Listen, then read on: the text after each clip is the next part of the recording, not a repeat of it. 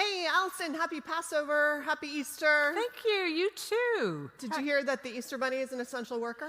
I did hear that. I also heard the Tooth Fairy was too, but you're looking mighty nice in those Easter Bunny ears this morning. Thanks. Thought it gave me some street cred today. Yeah. I like your wildflowers. Well, thank you. It's a tradition, nice, part of nice. my Easter bonneting tradition. Yeah. Did you see who's back with us here today? Is Mark here? Yep. He's back from Oklahoma. Great to have him back. I know, but he's always so spoiled when he comes back from his sister's house. Yeah. You know? Yeah. But it's yeah, we saw him on all those videos, so we do know how spoiled he was looking. Yeah. And it's great to have our singers here this morning, Hey, Asher Davidson and Laurel nice to see Sprague. you Happy guys. Easter to you. And we've got Jonathan Silk and Eric Shackelford. They're some of our essential workers. Some of our essential workers. Robert DeLeo's here, opening the building again for us. Deeply essential. Yeah. Sharon Weld. Sharon, were you saying anything? No, just waving, letting us know you're here. Oh, good. So I'm guessing service has started? Thumbs up, Vanessa.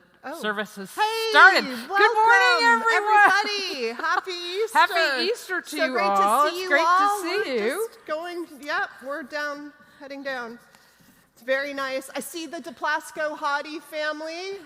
And Judy Payne. Good morning. We gave love the your gorgeous flowers that you brought for us this morning.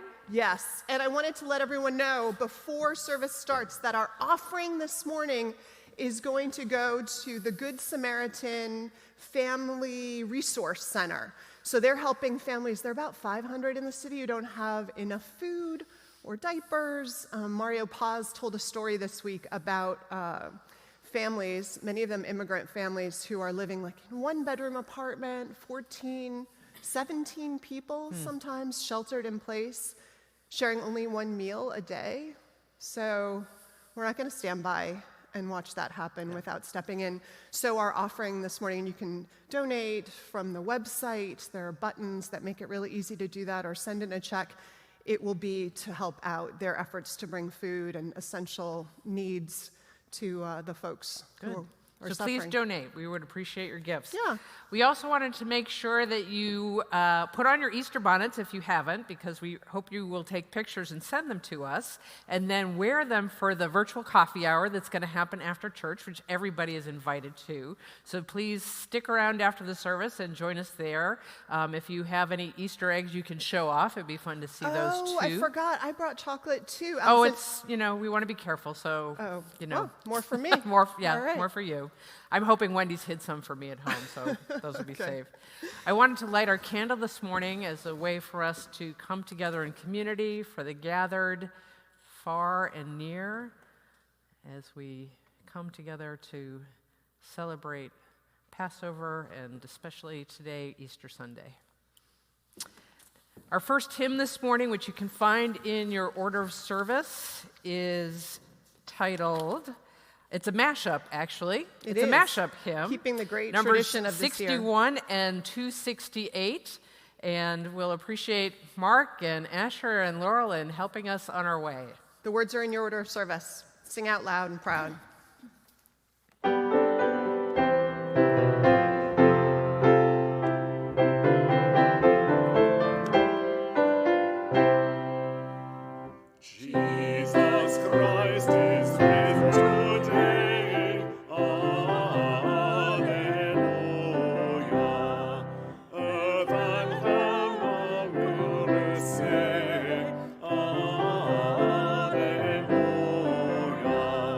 Praise your joys.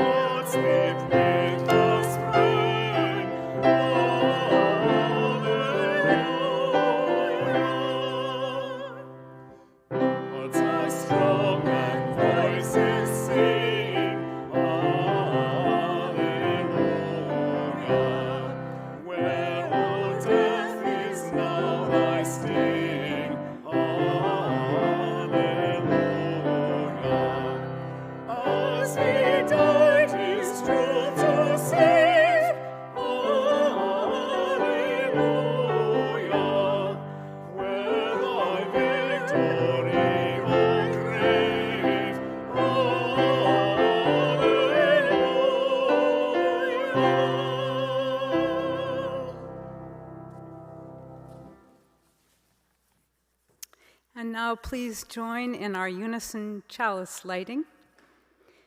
We light this chalice for the light of truth, the warmth of love, and the fire of commitment. We light this symbol of our faith as we gather together.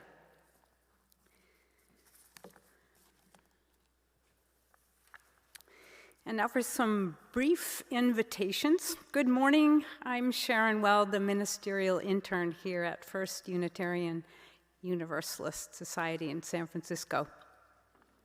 For those of you who are visiting with us, please look for the links in the order of service or in the notes on the YouTube page about how to get connected to all that is going on in congregational life in this new chapter of figuring out what that means. There are links to sign up to get our weekly and monthly newsletters, which you'll find useful to get. They're the best way to stay up to date. And we're continuing our outreach effort to all members to find out how you're doing and where you could use some support. And most importantly, for the minute, we are amazed at how many of you in the midst of all this that's going on have sent in your pledges, and how some of you who are brand new have only started being with us since we've been online, have also sent in support. Thank you so much, all of you. We're aiming for 100% of all our people to contribute, whatever you can do, $5 or 5 trillion. Vanessa added that. Maybe that's her donation. I don't know. There's a button on our homepage, UUSF.org, that allows you to pledge or send us a note or email telling us what you can give between July 1, 2020 and June 30, 2021, our next fiscal year. So thank you so much. And I have 2 additional updates. One, you're invited to join Reverend Vanessa's poetry class, which meets Thursdays from noon to 1 during the month of April. If you want to participate, email Vanessa and she'll send you the Zoom link for video or the call-in number for phone participation. We'll also have Robert Smith with us, our poet in residence, so to speak, for the next minister's book group at the end of the month. So let us know if you want to join in that gathering. And a new spiritual practices group that will gather in the morning is also starting. It's led by John Burens and Margot Campbell Gross. What better time to get the spirit in shape? See the order of service for details on how to join in that too. Again, welcome, welcome, welcome. It's good to see you all. And now we'll move to our meditation and breathing. When I breathe in, I'll breathe in peace. When I breathe out, I'll breathe out love. When When I breathe in, I'll breathe in peace. When I breathe out, I'll breathe out love. When I breathe in, I'll breathe in peace. When I breathe out, I'll breathe out love. When I breathe in, I'll breathe in peace. When I breathe out, I'll breathe out love. when I breathe in, I'll breathe in peace. When I breathe out, I'll breathe out love.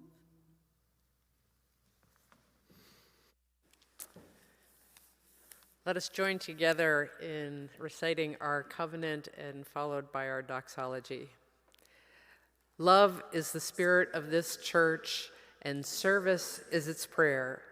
This is our great covenant, to dwell together in peace, to seek the truth in freedom, and to help one another.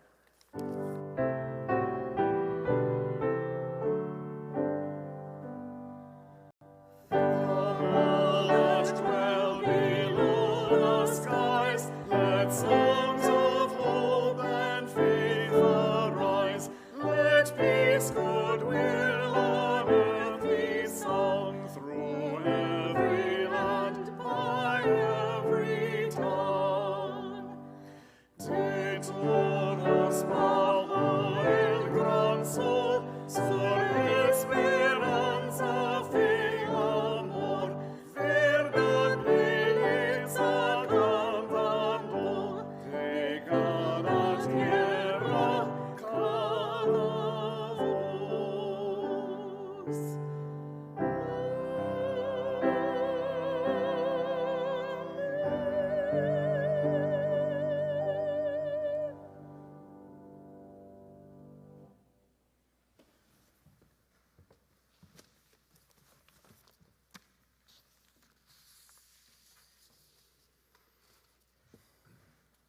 Recognizing there is human suffering all over this world in the course of natural and human catastrophes, we ring our gong this morning in honor of two such places of suffering and struggle.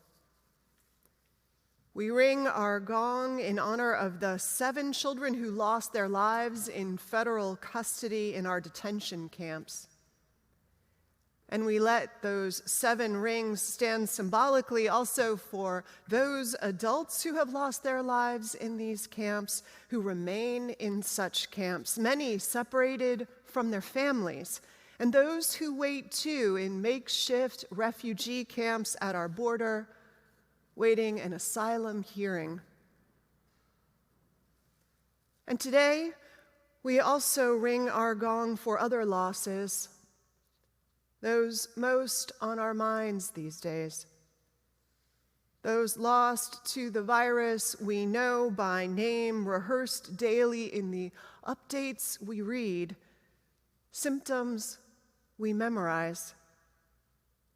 As of this morning, worldwide, there were 112,241 deaths from COVID-19. We ring our gong this morning in honor of those lives too. May we keep those we have named and their families in our thoughts and in our prayers. And may each of us ease the tide of human suffering this coming week, howsoever we can.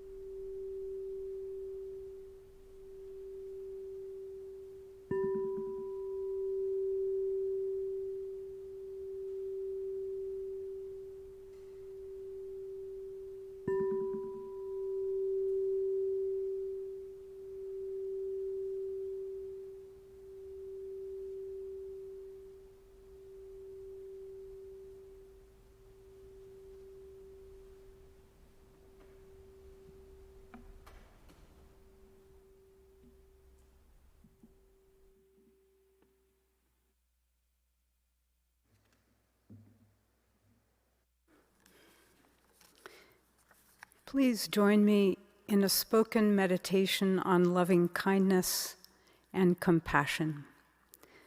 Together we will send good wishes into the world to be happy, to be healthy, to care for ourselves joyfully, and to be safe.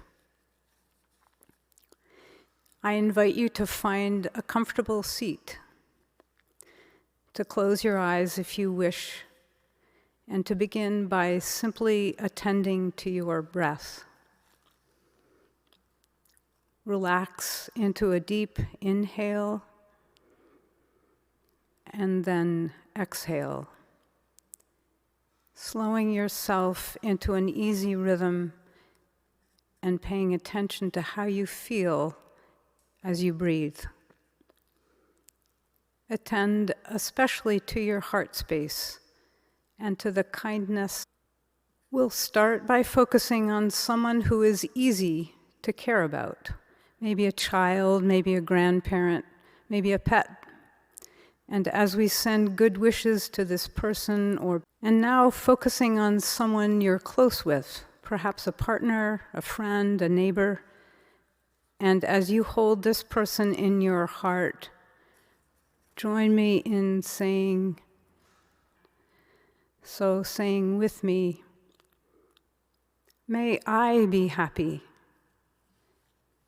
May I be healthy.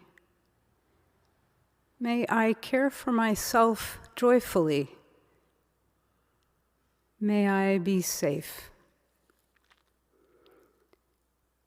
And lastly, broadening our focus to the larger community, especially those affected most by this crisis. Join me in saying, may you be happy. May you be healthy. May you care for yourself joyfully, and may you be safe. And we'll close by taking one deep breath, focusing on the kindness of your heart as you breathe in and breathe out. Thank you.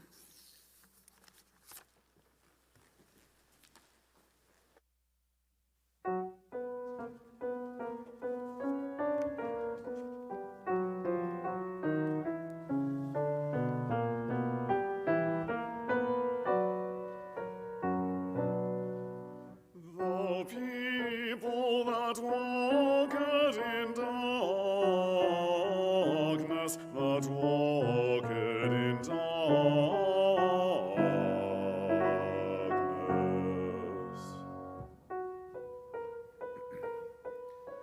The people that walked in darkness have seen a great light, have seen a great light.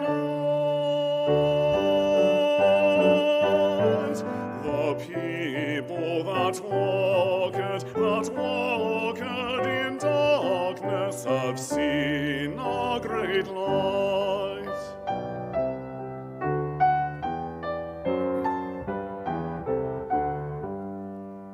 The people that walked in darkness, that walked in darkness. The people that walked in darkness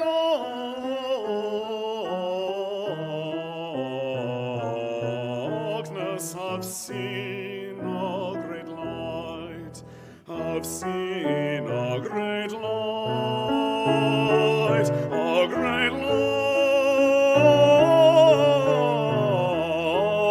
have seen a great light.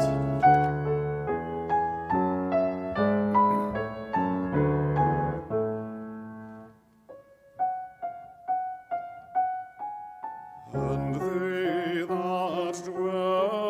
that dwell in the land of the shadow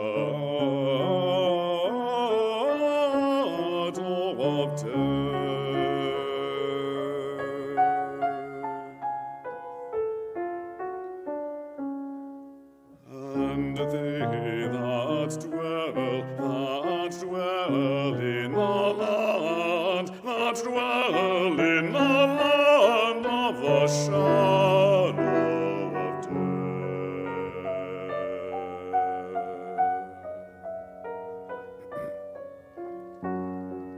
Upon them hath the light shined,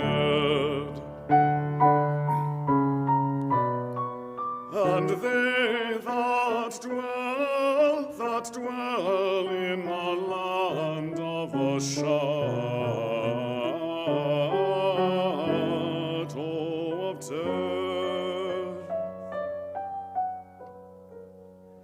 upon them hath the light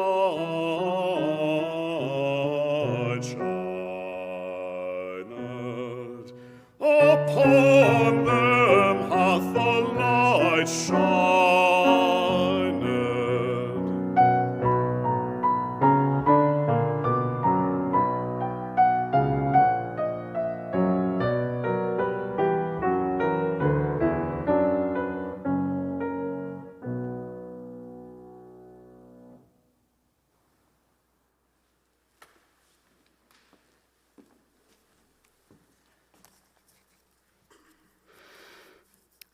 Easter, probably not accidentally, came to fall around the first day of spring, with the earth's resurrection resonating in the air.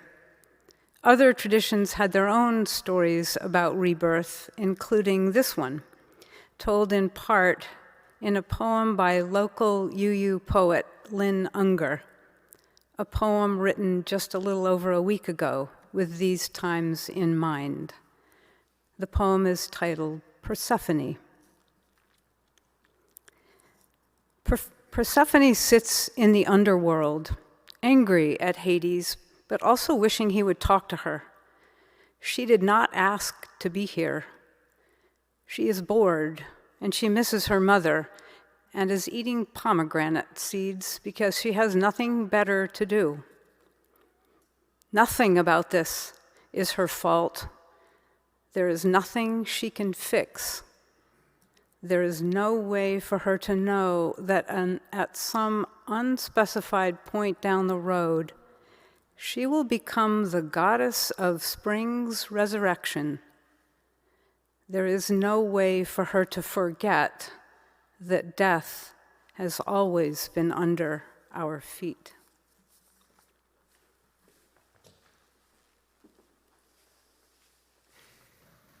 And now our offering once again, which will go to benefit the Good Samaritan Family Resource Center and those families in need, particular need right now, will both be given and very gratefully received.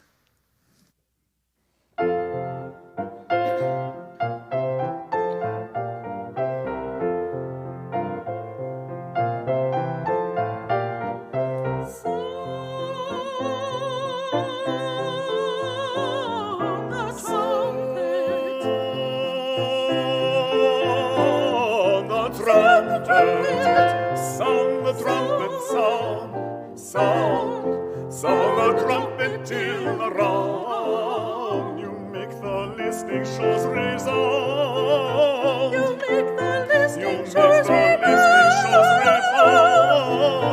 Rebound, the listening shows rebound.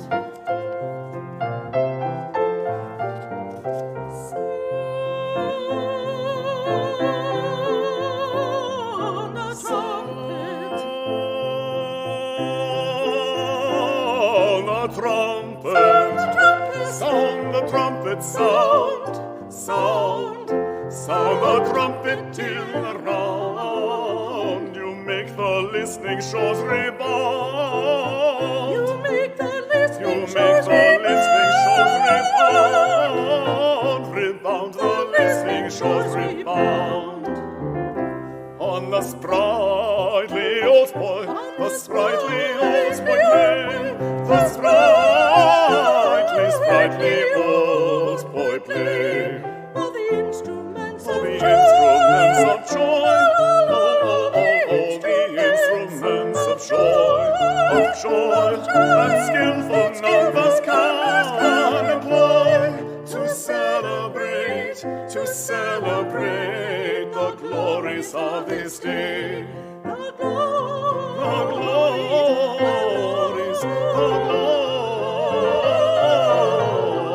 glories of this day. On the sprightly old boy, the sprightly old boy play, the sprightly old boy play. All the instruments of joy, oh, the instruments of joy, that skillful numbers can employ to celebrate the glories of this day. The glories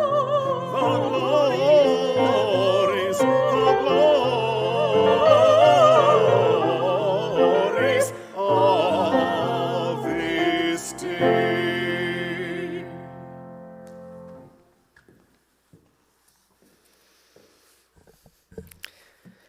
And of course, we find ourselves amidst the days of Passover too right now. The age-old story of a journey from slavery to liberation, from Egypt toward the Promised Land, also being told and retold in these days. Our second reading is entitled Passover by Kathleen Mateague. When the escape from Egypt was certain, when the last furious wave had closed over the enemy's heads and the dangerous waters lay smooth again, when the Israelites could finally turn toward the future without fear from the past that would snatch them back, what did they see before them? Not the Promised Land flowing with milk and honey, but the wide and terrifying wilderness that would claim them for 40 long, hard years of wandering. They were not carried along on a surge of vindicated faith, but stumbled forward with paralyzing doubts. And instead of enjoying sweet unity after all they had been through, they were torn by bickering and division. They walked into relentless uncertainty and discomfort and fell on the hard ground to wake feeling ashamed for dreaming of the easier life of slavery that they had left behind.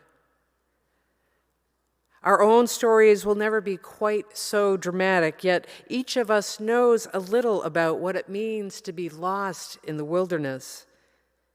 We know the awful disappointment, akin to despair, of being suddenly pathless and alone, when you'd expected to stride confidently straight into the promised land.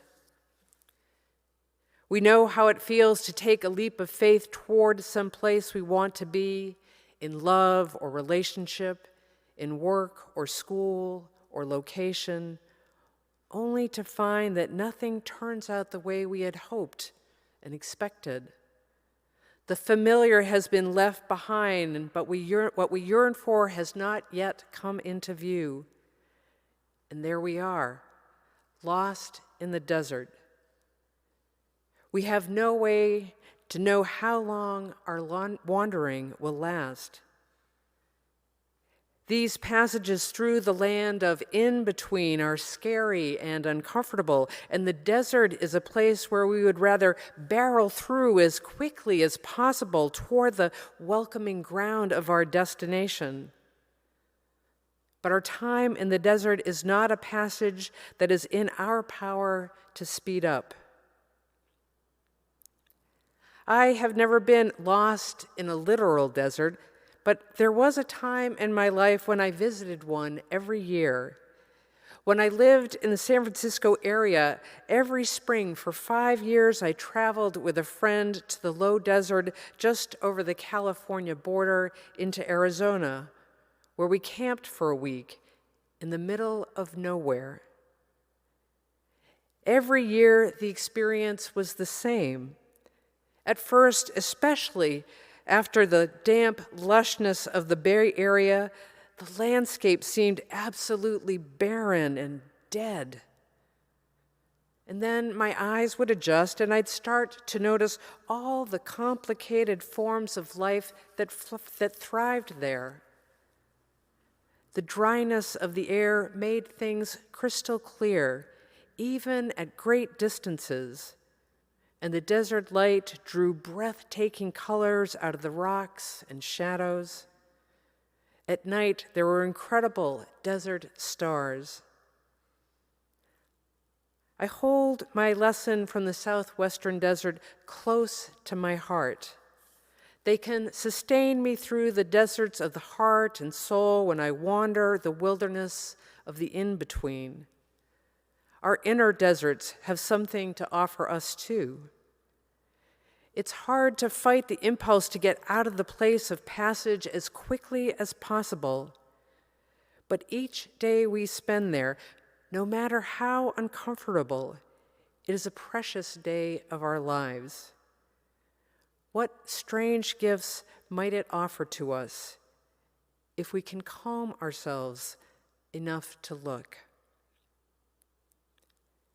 After 40 years in the desert, the Israelites in the ancient myth finally reach its end. They touched life-giving waters again and waded into the Jordan, amazed and glad. Maybe they knew, even in that moment of deep relief and readiness, that the desert had opened and cleansed them in some necessary way. Maybe they understood how the wilderness had sharpened their awareness and softened their hearts, so that they could at long last receive not just the gifts of the promised land, but the gifts of the desert that had brought them there.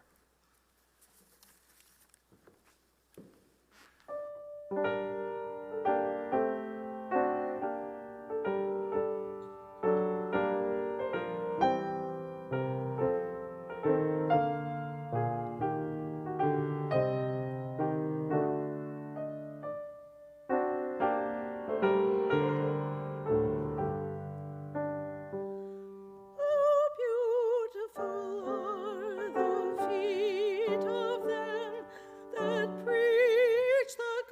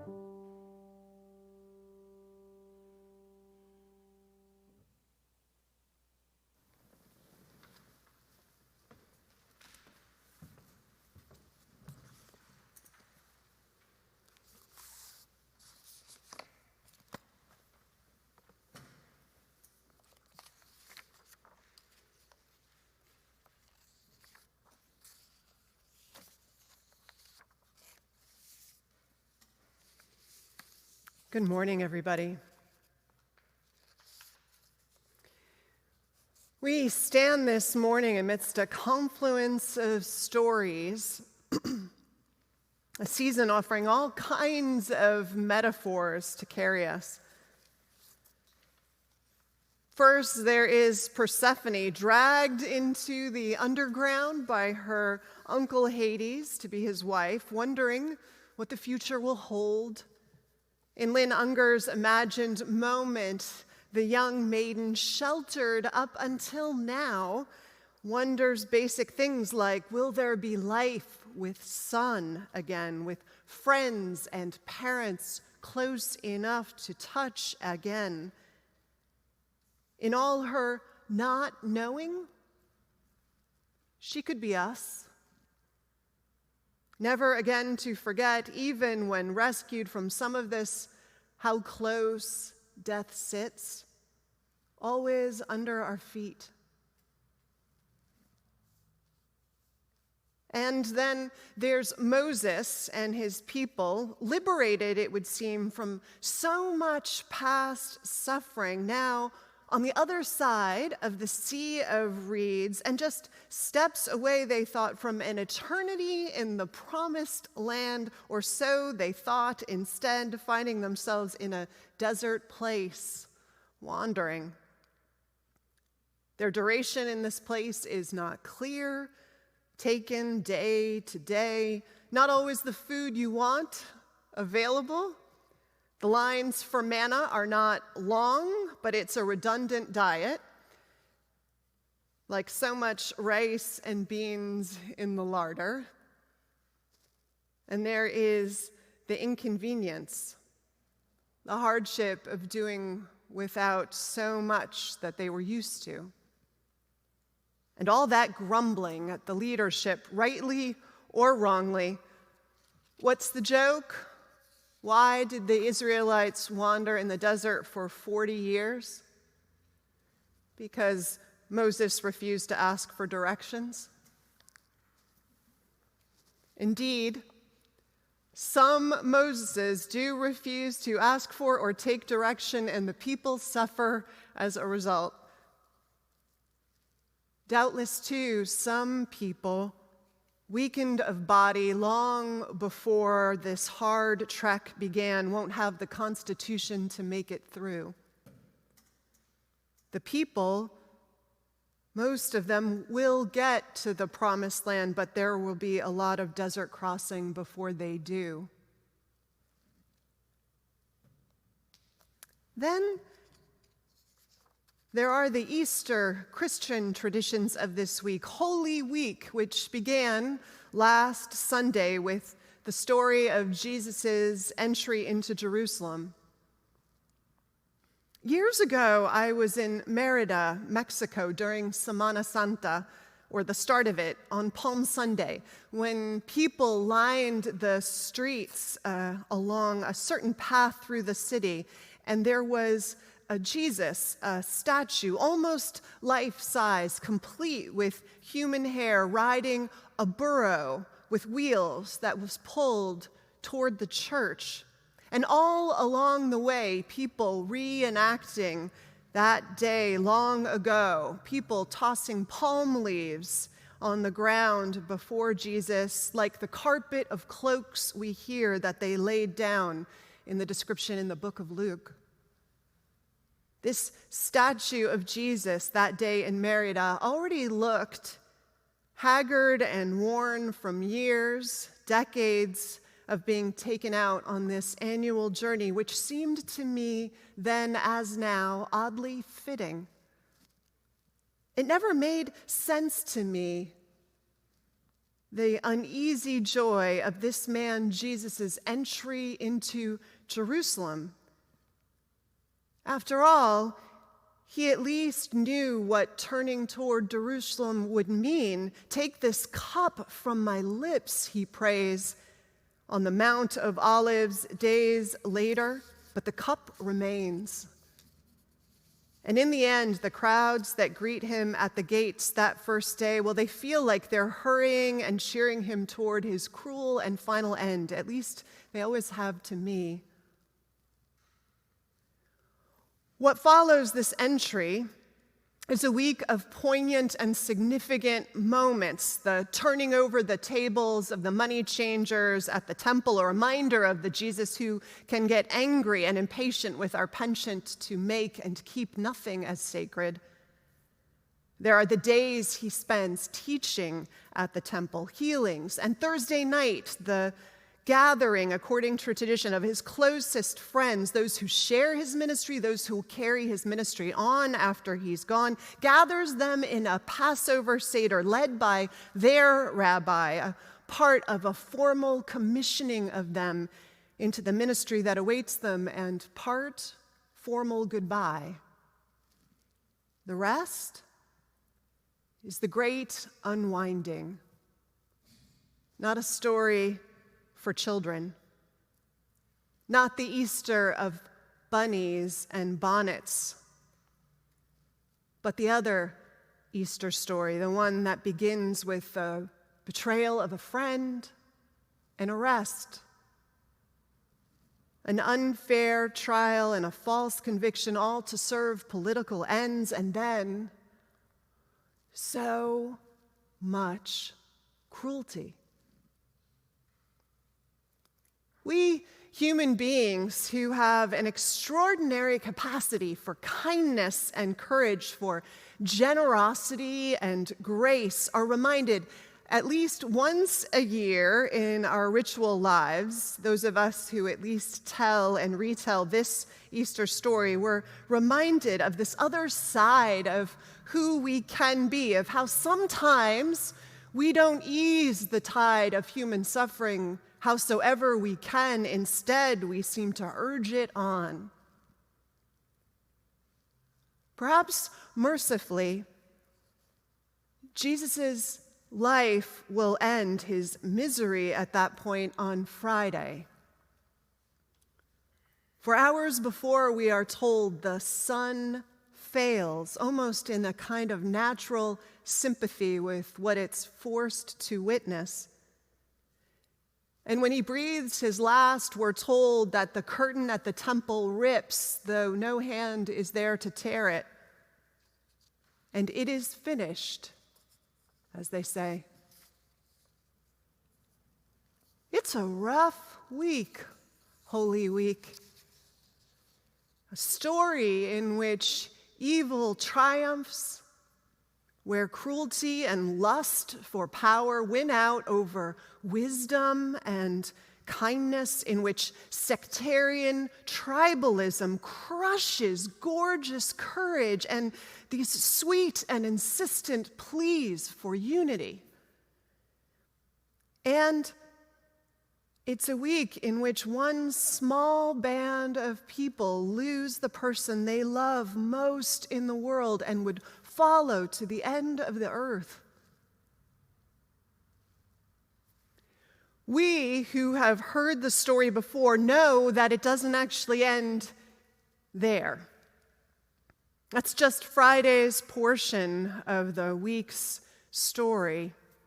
We know of the amazing events to come. We know that by Sunday, today, loved ones will return to a tomb where Jesus' body has been temporarily placed because there wasn't time to bury it before the Sabbath began on Friday night. And they come there bringing spices and ointments to anoint the body, to prepare it, and they find it missing. The rock rolled back, this empty tomb, and we know that they will meet angels there who tell them that the body wasn't stolen, but it rose from the dead. And we know that other disciples will see or meet the risen Jesus, including the two who meet him on the road and eat a meal with him before recognizing who he is. And we know that they will soon know that death does not have the last word, that life going forward won't just be defined by evil or loss, by some inexplicable means. New hope awaits them, new life. But I realized I'm not there yet. I mean, that's the Easter, that last part, that's the Easter part of the story, right? But I'm not there yet. I'm a preacher on Easter morning, stuck in Holy Week times. And I wonder how many of you are too. I mean, Holy Week from the gates of Jerusalem onward is what? It's this journey toward predetermined loss and hardship and suffering. And my friends, that's the journey we're on. That's the backdrop of it, at least. That's the defining condition, or one of the big ones right now. We in San Francisco, we are lucky. We have bent the curve for now, but even with the bending right now, people are sick and dying or lost to us already. We rang the gong to them. 112,000. And before a vaccine is discovered and manufactured, or a medicine is found that can suppress the viral response to a slow march of reproduction to give our bodies time to fight it, until then, this road is somewhat about predetermined loss and struggle, isn't it? How much loss? We don't know. What it will look like on this journey entirely is mystery in part. But the minute we stepped into the COVID-19 chapter of our lives, we knew this is what it would mean. As much as Jesus knew some of what his journey into Jerusalem would mean. I imagine the day the vaccine arrives in shipments large enough to start protecting the most vulnerable and then the rest of us. And I imagine the day some discovery liberates us from fear.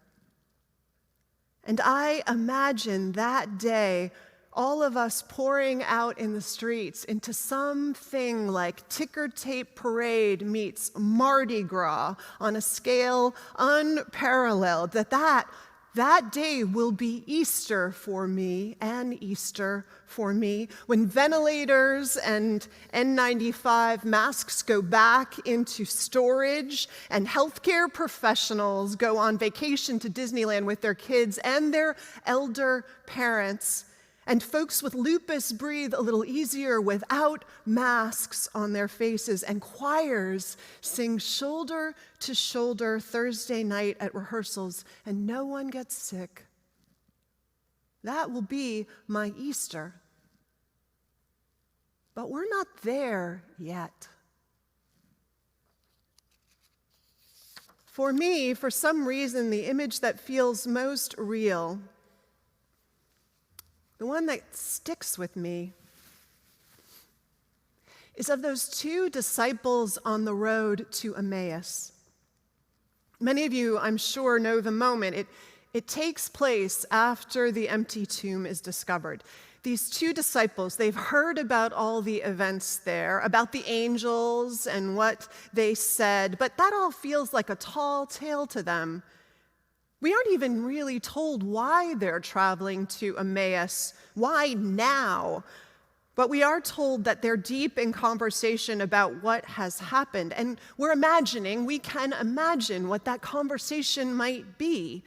The raw feelings of searing loss that they're holding and naming together, the existential, groundbreaking confusion about how to live through it and what awaits them as disciples of this man afterwards, they who are counting on him to guide their lives and shape their work and call. We imagine them talking about all of this and what it means and how to get through it. And you and I know, it's unfair how much we know, we know that in a moment another traveler is going to join them on the road, and this traveler will talk and teach and eat with them when they ask him to, and that only at that meal will they realize, will the scales fall from their eyes, and they'll realize who it is they have been traveling with, and then they'll have a sense of the way forward. But just before that is the moment, just before that, well, it's the moment that feels like this moment to me. Just before they're joined by this mysterious stranger, just then, just them, walking, holding all of it, trying to figure out a way through it together.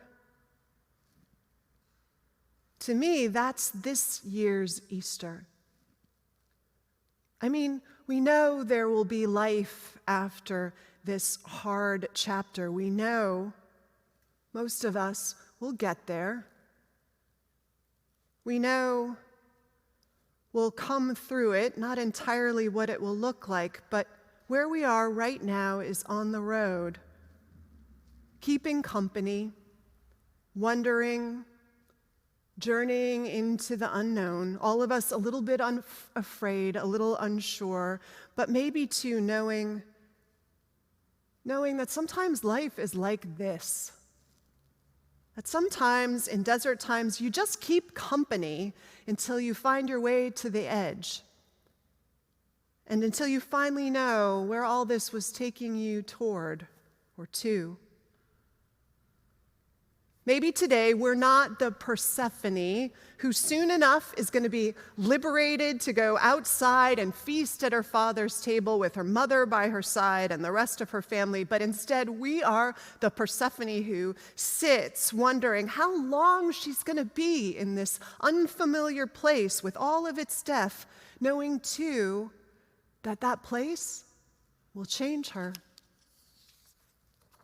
Maybe we're the Israelites arriving eventually at the land of milk and honey, but not quite there yet. Maybe, as Kathleen McTeague said in the reading that Allison shared, right now we're being opened and cleansed, though, in some necessary way. And why not? Why wouldn't we be? I mean, wisdom and compassionate. Hasn't it always been what we are able to take away, the door prize to chapters of suffering for those of us who can stay open-minded and open-hearted in the midst of them?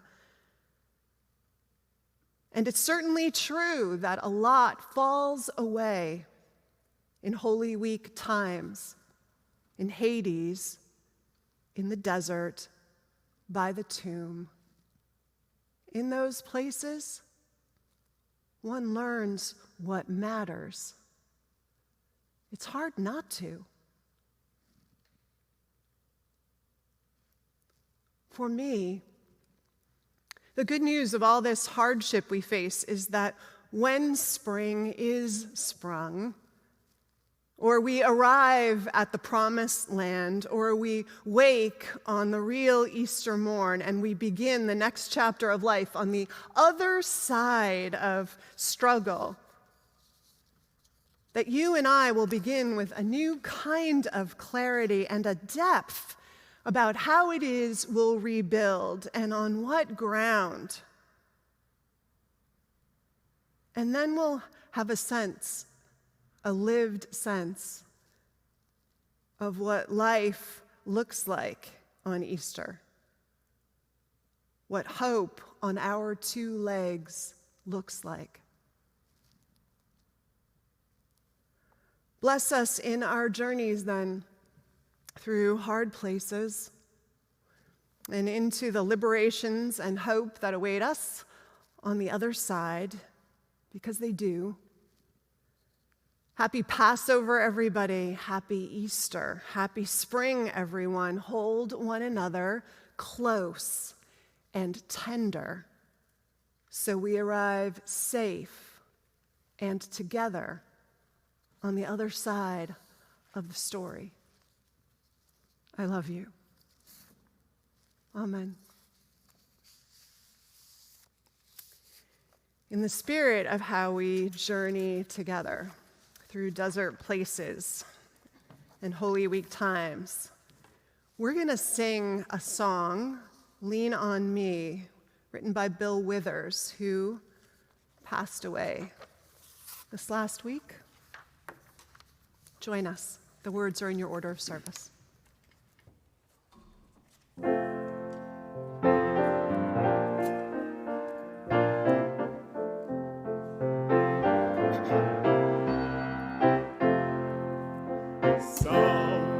Sometimes in our lives, we all have pain, we all have sorrow, but if we are wise, we know that there's always tomorrow. Lean on me when you're not strong, and I'll be your friend. I'll help you carry on, for it won't be long till I'm gonna need somebody to lean on. Please swallow your pride. If you have things you need to borrow, for no one can fill those of your needs that you won't let show. Lean on me when you're not strong, and I'll be your friend. I'll help you carry on, so it won't be long till I'm gonna need somebody to lean on. If there is a load you have to bear that you can't carry, I'm right up the road, I'll share your load. If you just call me, lean on me when you're not strong, and I'll be your friend. I'll help you carry on. Oh, it won't be long till I'm gonna need somebody to lean on. Just call on me, brother, when you need a hand. We all need somebody to lean on. I just might have a problem that you'll understand. We all need somebody to lean on. Just call on me, sister, when you need a hand. We all need somebody to lean on. I just might have a problem that you'd understand. We all need somebody to lean on. Lean on, lean on, lean on, lean on.